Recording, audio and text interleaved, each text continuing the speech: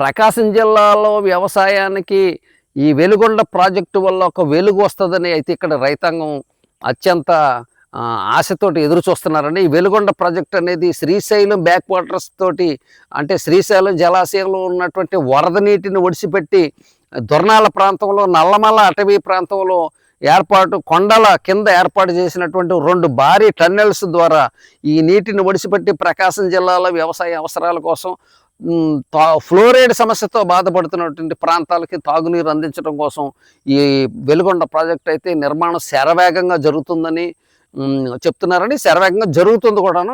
ఈ వెలుగొండ ప్రాజెక్టు అందుబాటులోకి వచ్చిన వెంటనే మనకి ఈ కనిగిరి, దొర్నాల, గిద్దలూరు, మార్కాపురం లాంటి ప్రాంతాలకు ఈ నీరు అందుబాటులోకి వస్తుంది. దీంతో ఇక్కడ వ్యవసాయానికి మంచి ఊపు వచ్చే అవకాశం ఉంది. అలాగే ఈ ప్రాంతాల్లోని భూముల ధరల్లో కూడా మంచి మార్పు, పెరుగుదల వచ్చే అవకాశం ఉందని అయితే చెప్తున్నారండి. కాబట్టి ఇక్కడ ఈ వెలుగొండ ప్రాజెక్టు ద్వారా వచ్చే నీటితోటి ఇక్కడ వ్యవసాయం ఒక వెలుగుతుందని మాత్రం మనం చెప్పుకోవచ్చండి.